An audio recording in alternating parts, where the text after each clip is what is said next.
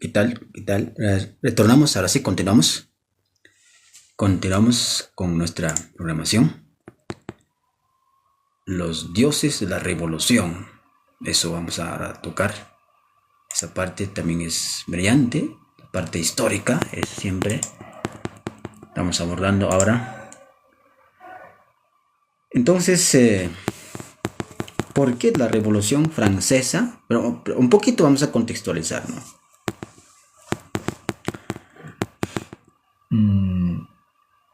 Antes de las revoluciones, siempre tiene que haber un marco teórico en que sustentarse las revoluciones.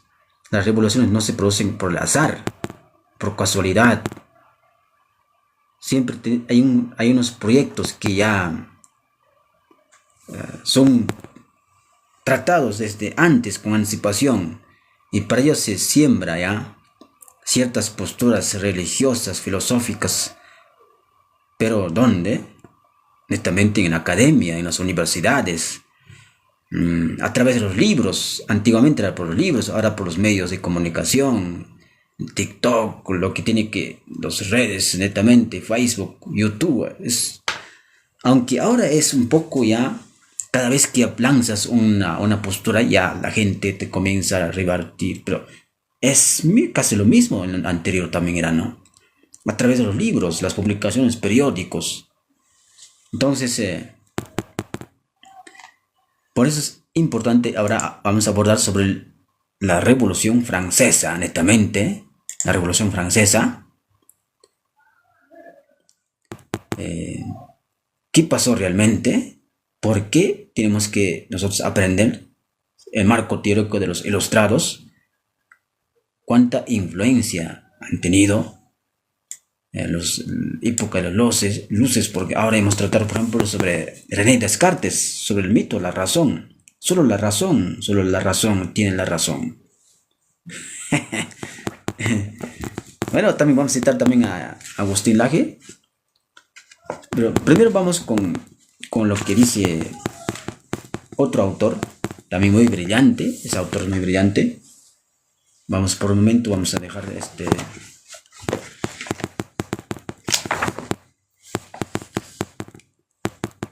Hay un autor, a ver, vamos a poner aquí, el autor se llama... Aquí está, ya.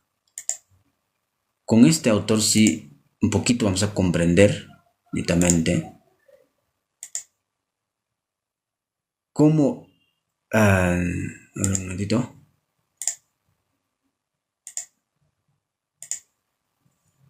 Ya está, aquí tengo ya todo lo que es. El autor se llama Christopher Dawson. Christopher Dawson, también un historiador. Él dice, bueno, él ha escrito un ensayo, dice un ensayo, pero aquí fundamenta bien y sabe explicar bien sobre Revolución Francesa, el trasfondo netamente espiritual y religioso. Por eso vamos a hablar los dioses de la revolución, ¿no? La Revolución Francesa. Claro, toda revolución tiene sus dioses, ¿eh? Toda civilización tiene un sustrato religioso, dice, ¿no? Dice Christopher Dawson. Lo quiera o no. O sea, su tesis central de Christopher Dawson, su tesis es que toda civilización tiene un sustento religioso.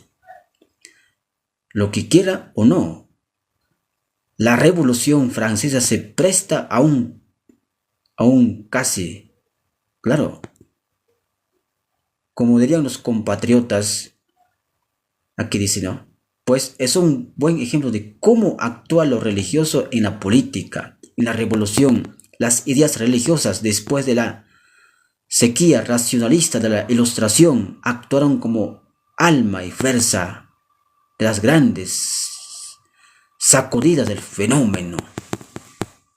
¿Teníamos razón o no? Lo que hemos aprendido algo de los racionalistas, Nicolás Maquiavelo y René Descartes. Tenemos más, ¿eh? El libro ya lo guardé.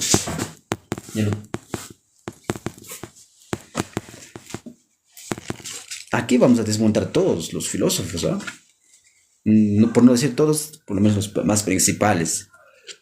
Por lo menos 10, ¿no? Thomas Hobbes es el siguiente. René Descartes, ya hemos entrado. Estamos desmontando el mito. Thomas Hobbes viene después. John Locke,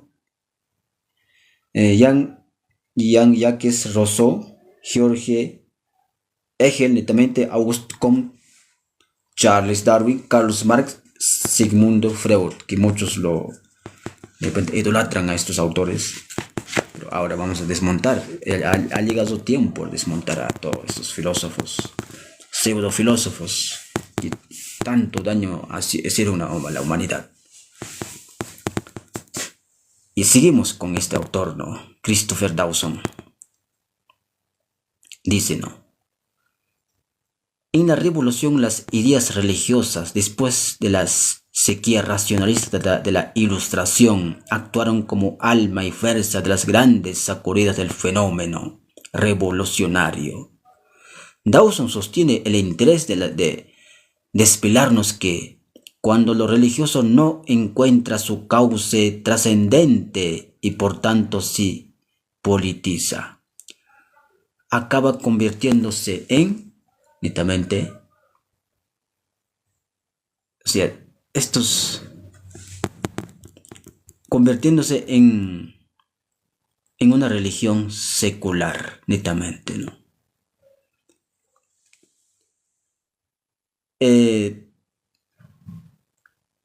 Cuando lo religioso no encuentra su cauce trascendente y por tanto se politiza, acaba convirtiéndose en una religión secular.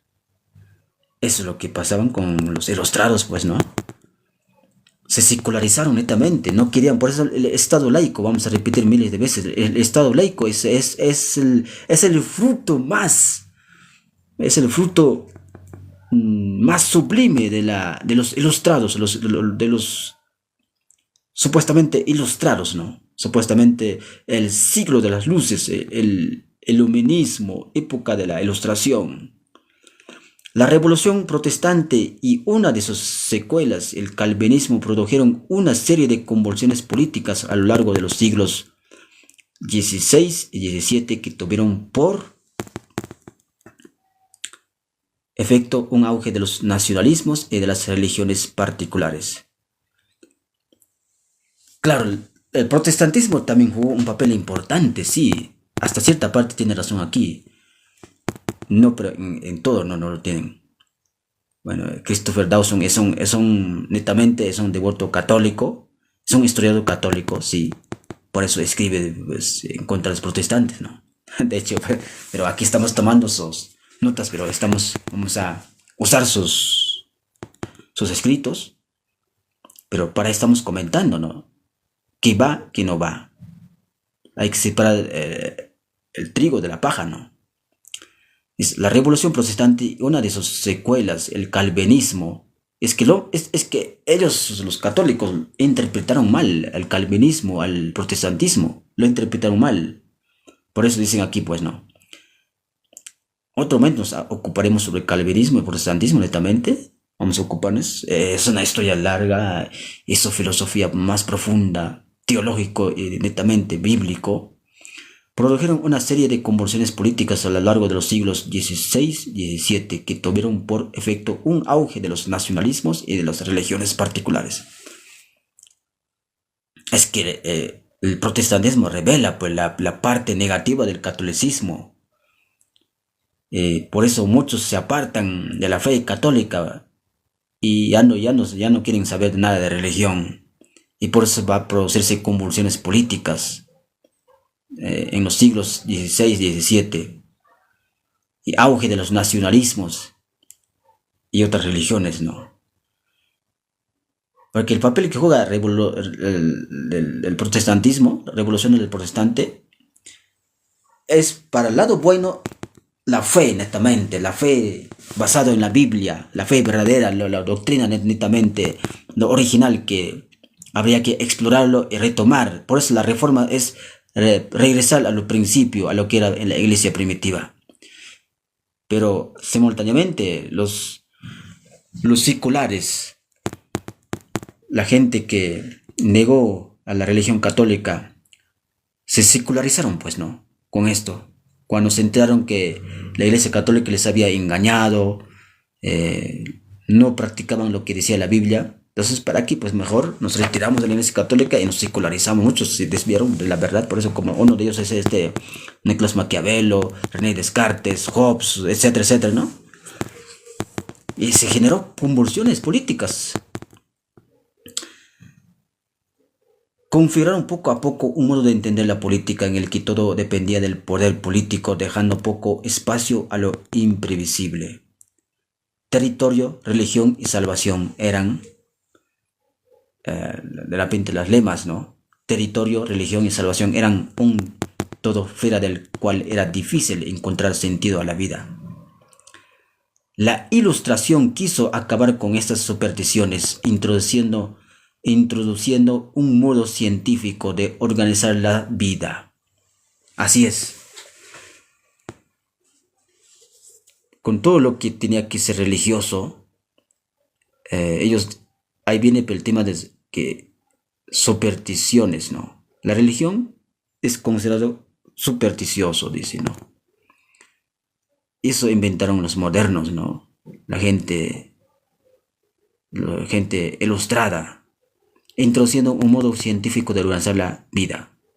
Así es, sin necesidad de, o sea, ellos estaban salvándose de las supersticiones, decir que es para organizar la vida de manera científica. ¿Y a dónde llegaron? En lo peor han caído, pues, en lo peor. ¿Qué pasó con Hitler? ¿Qué pasó con las guerras mundiales? La gente matándose uno al otro. ¿Acaso ese es el mayor triunfo de la razón, de la modernidad, de lo científico, que vamos a organizar la vida sin la necesidad de Dios? ¿A dónde llegamos, pues, no? Por eso muchos de los intelectuales van a retomar a Dios, a la religión. Después de la Segunda Guerra Mundial, van a reflexionar, entonces aquí nos equivocamos. Tenía razón la Biblia, van a decir, tenía razón Dios. Sin Dios no se puede gobernar. Tenía razón George Washington. Sin la Biblia y Dios no podemos gobernar. Eso es un pasaje largo de la historia. Desde el campo del derecho. Van a regresar al derecho divino, o sea, al ius naturalismo, o derecho natural, que se sintetiza netamente en lo derecho divino, en lo religioso, también en la razón, netamente, ¿no? Combinado con la razón y lo religioso. El hombre podría hacerse aquí, dice, Dios era un mecánico perfecto que diseñó una máquina sin fallos. Dios sabía por qué ponía tales principios, mandamientos, ¿no? El hombre podía hacerse con los mandos y dirigirla con el uso exclusivo de su inteligencia técnica. Si el hombre podía hacerlo eso, se podía recomenzar la historia abandonando las viejas creencias góticas y a partir de una naturaleza humana, tabla rasa para construir el nuevo edificio humano inmanente, secular, racional. Lo hicieron, pero ¿cómo acabamos? ¿Qué terminamos, pues? Es que tomaron el camino equivocado, pues cuando ya el hombre ya sin Dios toma caminos y rumbos equivocados, no solamente en su vida privada o familiar, también en lo público, los gobernantes desde el poder. ¿Y quién sufre? La población, la nación, los que están, los personas más necesitados, pues, ¿no? Los que sufren más. Si los poderosos, los que están en el poder se equivocan, afecta a todos, pues, ¿no? No va a afectar a unos cuantos, quizá a los que están arriba no le afectará económicamente, pero afectará económicamente a los más débiles, ¿no? Se podía recomenzar la historia abandonando las viejas creencias góticas y a partir de una naturaleza humana, tabla rasa, para construir el nuevo edificio humano inmanente, secular, racional. Pero la historia demostró que estos planteamientos dejaban demasiadas cosas fuera y que la vida, claro, y que la vida en efecto se convertía en algo insoportable. Así es, la vida se convierte en algo insoportable. Pronto llegó el aburrimiento político y qué fácil de despertar de nuevo el fervor con las religiones seculares. La Revolución Francesa llegó para dar respuesta a los anhelos religiosos del hombre, y los ciudadanos dejaron que les pastoreasen sin escrúpulos. ¿En qué confiaron los hombres? ¿En qué confiaron? ¿En la diosa razón? Pues no. La Revolución Francesa llegó para dar respuesta a los anhelos religiosos del hombre, y los ciudadanos dejaron que les pastoreasen sin escrúpulos. Así es. Aquí el Estado se va a convertirse en Dios. El Estado. Por eso se llama el absolutismo, ¿no? Lo absoluto. El Estado tiene toda la razón. ¿Pero quién es el Estado? Son grupos de políticos. Y es el peor fracaso o error que lo van a cometer ellos. Va a comenzar a guillotinar a sus opositores. Masacres, matanzas. ¿Hasta dónde llega? Entonces, continúa, ¿no? Continúa aquí. Este comentario en base de este autor estamos haciendo. Christopher Dawson. El centralismo y la mano férrea de Luis XIV habían conseguido organizar eficazmente el territorio y crear una forma de gobierno útil. Pero tal concentración de poder en una sola persona solo era sostenible por alguien con una energía excepcional que en el éxito indiscutible de su poder encontraría también la causa de su fracaso. Claro, muchos estos reyes se contaminaron con el postura ilustrado, con la postura razón, netamente la razón humana, y generalmente dirigir la humanidad sin la intervención divina, sin la necesidad, no quería nada de Dios, se dejaron contaminar, pues, ¿no? ¿Qué iba a pasar? La aristocracia más orgullosa y antigua de Europa, escribe Dawson, ¿no?, cuyo origen se pierde en la historia, es un árbol podrido. Se corrompieron, pues. ¿Para qué desalojan de su centro de sus vidas a Dios? Se convierten en un árbol podrido que se lleva por delante la primera ráfaga de la tormenta. Los católicos independientes son pocos y la Iglesia francesa es una rama entre otras y no precisamente la más vigorosa del grueso tronco del absolutismo. La Iglesia católica se dejó contaminar también con esta nueva forma de pensar, la razón, la racionalidad, el ilustracionismo. La sociedad dirigente, según imágenes usadas en la época, baila al borde de un volcán o anda sobre una alfombra de pétalos de rosa al borde del principio. Su inconsistencia e irresponsabilidad les hace ser perfectamente inconscientes de su situación y de su país. Dice la revolución no tendría por qué ser un viento huracanado para arrasar el viejo edificio carcomido. Bastará un suave soplo para que la estructura colapse. Claro, el poder, la monarquía se había convertido ¿en qué? En el precipicio, netamente. ¿Por qué precipicio? Porque ellos se corrompieron, pues no. Dejaron a Dios a un lado y comenzaron a andar por sí solos. Entonces, si se dejan a Dios a un lado, no tienen pues un rumbo fijo, objetivo. Sin destino se convirtieron ellos y se desviaron cada uno por su lado y dice, por eso dice, por un simple suave soplo se colapsará, ¿no? Se va a colapsar ese poder que antes estaba, la monarquía, netamente. Un nuevo orden social no podía fundarse en los viejos cimientos del antiguo régimen y buscó en el entusiasmo religioso de las religiones seculares el impulso y el material para la reconstrucción del edificio. Reconstrucción del edificio.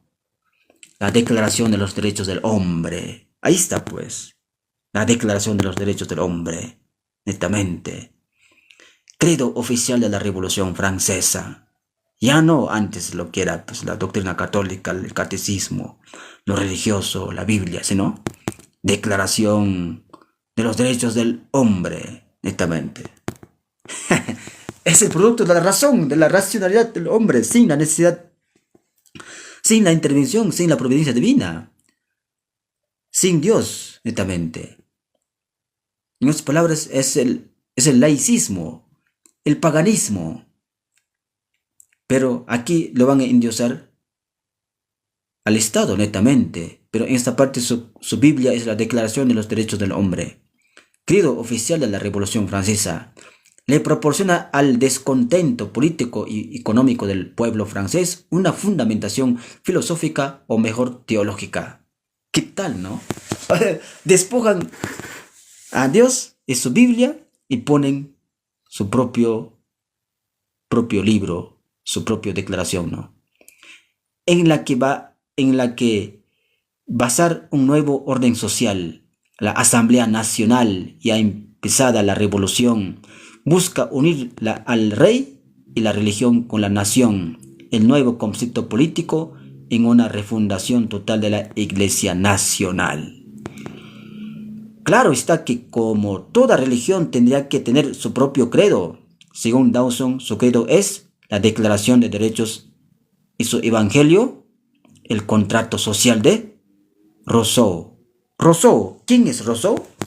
Rousseau, aquí les adelanto un poquito. Rousseau, un ilustrado también. Uno que trajo un veneno mortal a la humanidad. Aquí está. Les muestro ya. Rousseau, nacido en 1712, vivió hasta 1778. ¿Qué planteaba Rousseau? ¿Qué planteaba? A ver. Jean-Jacques Rousseau. El mito de la sociedad culpable o de que el hombre es bueno por naturaleza. Ahí está. El mito de que el hombre es bueno por naturaleza. O sea, con eso están contradiciendo. Esto es pelagianista. ¿Qué era pelagianismo? El hombre, netamente, se convirtió malo con el pecado de Adán y Eva, el pecado original.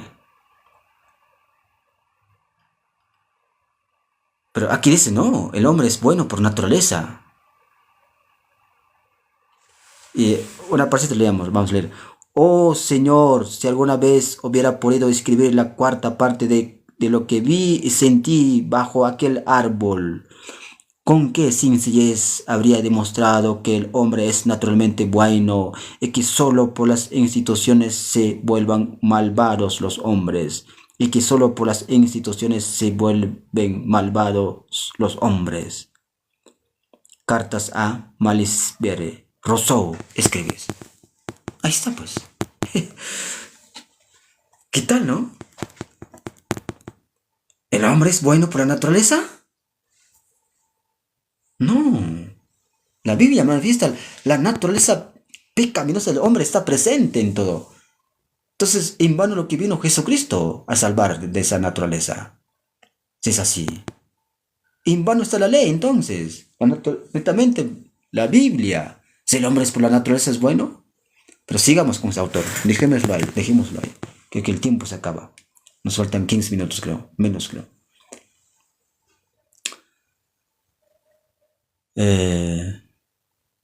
El contrato social. Lean los libros de Rousseau para que se den cuenta. Pero es un veneno, mejor no lo lean. No, pero hay que leer con... Primero lean la Biblia para que no se dejen contaminar. Dice, desarrollando gradualmente un culto. Desarrollando gradualmente un culto regular que tiene su centro en el altar de la patria. El árbol de la libertad. El árbol de la libertad. El libro de la Constitución. El que se aplica a abstracciones deificadas como la razón, la libertad, la naturaleza y la patria. El Estado es el Dios, cuyo libro es el contrato social, declaración de los derechos del hombre. ¿Su evangelio cuál era? Aquí su evangelio es netamente... ¿Dónde está? Se me extravió esa parecita que estaba brillante, lo que habíamos leído. Ya, no dejémoslo ahí. Sigamos. Como el cristianismo se trata de una religión de salvación, la salvación del mundo por el poder del hombre liberado por la razón. ¿Qué tal herejía? ¿Qué tal, no? La salvación simplemente está en Jesucristo, o sea, en la religión cristiana.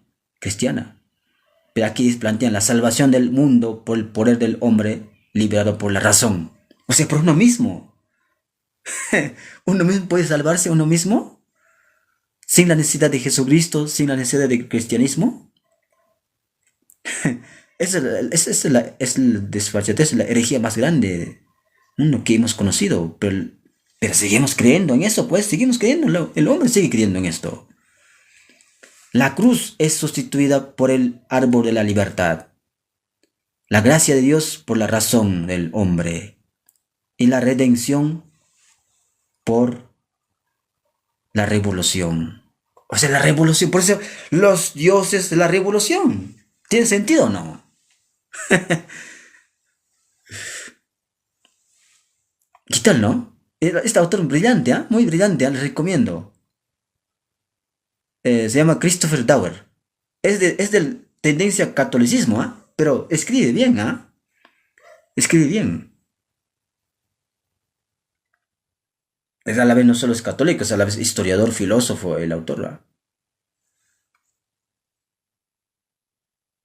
Continuamos. El 21 de enero de 1793, Luis XVI muere en el cadalso y la revolución se precipita en su segunda fase, la del terror. Y se propone llevar hasta sus últimas consecuencias los sueños de la razón. El Estado vuelve a los modos centralistas del absolutismo y Robespierre convierte el gobierno en una dictadura de guerra, pero de guerra civil, religiosa, que es la peor de las guerras. Es la guerra de la libertad contra sus enemigos. Es la nación que se defiende de los pecadores. Es la nación que se defiende de los pecadores. Contra aquel que pensaban, o sea, contra el que estaba en la Revolución Francesa, la revolución, la libertad, eran exterminados, ¿no? Es la nación que se defiende de los pecadores y en definitiva es una guerra contra las conciencias en la que obviamente pierden todos. Según Dawson, dice, pues, estamos citando a Dawson, ¿no? Este articulista nunca ha habido un papa tan resuelto a reivindicar la supremacía del poder espiritual como el papa de esta nueva iglesia. Así la vieja religión pereclita con el viejo estado, de modo que es necesario darle una forma concreta y orgánica al ideario espiritual del nuevo orden. La misión del espíritu de la revolución, encarnado en el pueblo, es la moralización del Estado. ¿Para qué? De una vez por todas, el buen hombre y el buen ciudadano se unan en la perfecta armonía de la naturaleza, ideal pagano de la salvación. Eso es un prototipo de anticristo, ¿ah? Dice que va a ser, según, ahora citamos a este hombre, ¿no? A Agustín Laje. Él habla sobre el término globalismo, ingeniería social y contrato total en el siglo... No. La ingeniería social y el control total en el siglo XXI. Dice que en el futuro esto va a ser... Es una realidad, es una práctica que hicieron con la Revolución Francesa. Es una práctica que hicieron en Francia. Sí, similar, dice que va a ser. Dice que el Dios va a ser el anticristo, la bestia, un líder político religioso. Eso habla también en el Apocalipsis. Aquí tengo un autor brillante sobre Apocalipsis. De otro momento hablaremos. Dice en el futuro va a ser la ingeniería social y control total, el nuevo orden mundial. Ya se manifestó con la UNO, con la Organización de las Naciones Unidas, y su religión de esto va a ser netamente que ellos van a sacar una constitución universal. Su Biblia, eso va a ser. Su religión se va a llamar el globalismo, ¿no? El control total, la ingeniería social. Eso está a próximos a acontecer. Estamos cerquita. Todos los que leen la Biblia tienen que darse cuenta. Y los que no leen no se van a dar cuenta, pues no. Y vamos a leer una partecita de este autor. Una partecita nomás para terminar. Creo que ya se acaba el tiempo.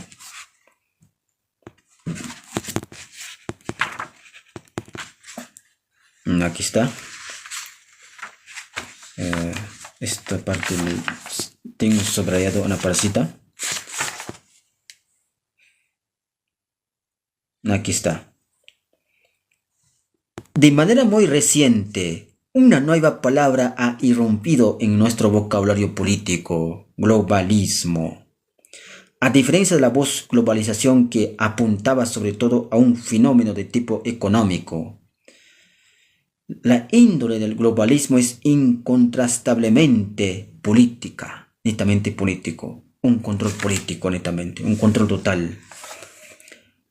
Con esta palabra se quiere indicar la novedad de un régimen político que convierte la totalidad del globo en su teatro de operaciones y que se consolida mediante la sustracción de la soberanía nacional en favor de entidades supranacionales o supraestatales. Organización Mundial de Salud, UNICEF,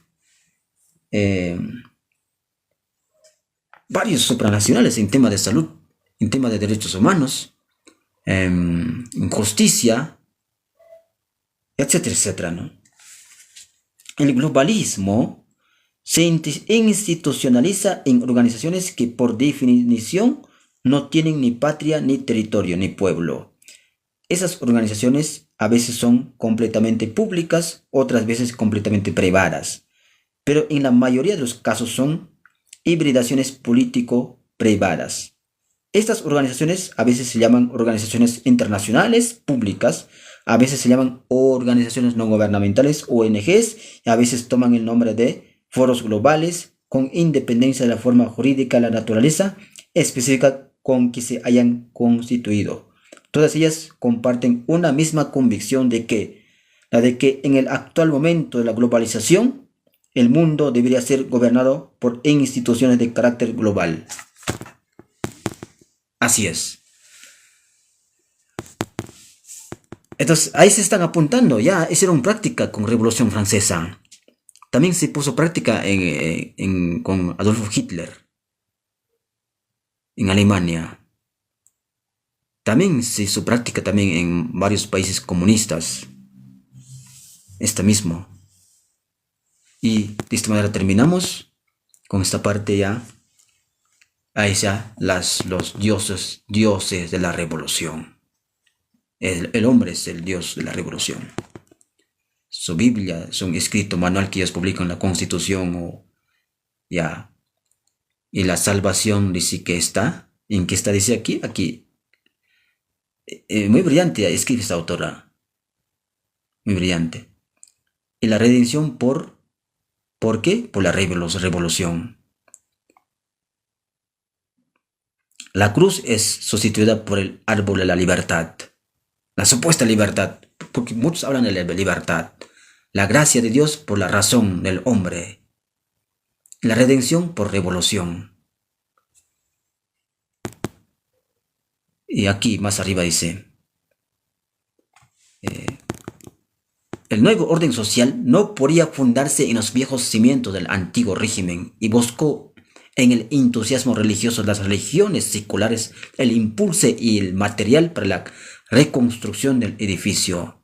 La Declaración de los Derechos del Hombre, credo oficial de la Revolución Francesa. A eso nos apuntamos también, la declaración. Por eso muchos defensores de los derechos humanos están detrás de aquello. En la actualidad es la evidencia más evidente, la evidencia de las evidencias es la Declaración Universal de los Derechos Humanos, ¿no? Es el antecedente de que aquí se inició la Declaración de los Derechos del Hombre, ¿no? Credo oficial de la Revolución Francesa. Ya no el catecismo o lo que estaba escrito en la Biblia, sino este panfleto, ¿no? Le proporciona al descontento político y económico del pueblo francés una fundamentación filosófica o mejor teológica, en la que basar un nuevo orden social. La Asamblea Nacional, ya empezada la revolución, busca unir al rey y la religión con la nación, el nuevo concepto político en una refundación total de la Iglesia Nacional. Claro está que como toda religión, tendría que tener su propio credo. Su credo es la Declaración de Derechos. Es su evangelio, el contrato social. Ahí está. Qué brillante escribe este autor. Sí, eso es lo que está apuntando. Hagamos un nuevo contrato social, lo que están pensando muchos políticos. Esperemos un nuevo líder político capaz de solucionar los problemas que nos aquejan en el mundo. Y hagamos un nuevo contrato social. Y hagamos una constitución universal. ¿Acaso es en vano la Revolución Francesa? Bueno, dice que fue profetizado por Nostradamus. La Revolución Francesa. Napoleón y entre otros. Es una historia larga eso también. Esa partecita ya. Cualquier momento también hablaremos de Nostradamus. Y muchas de sus profecías eran una copia de la Biblia, ¿no? Se copió de la Biblia. Pero copió bien. No lo copió literalmente, sino que ha combinado griego, francés, italiano, varios idiomas combinando. Él escribió. Era un erudito. Nostradamus, no sé si era espiritista, pero lo que se sabe de él era un erudito. Conocía varios idiomas. Bueno, dejémoslo ahí. Entonces regresemos con lo último, que es más importante para los peruanos, sobre la independencia del Perú. Independencia del Perú. ¿Realmente necesitábamos la independencia del Perú? Ahora, con este marco teórico que hemos desarrollado, vamos a comprender esa parte también, la historia peruana. Regresamos.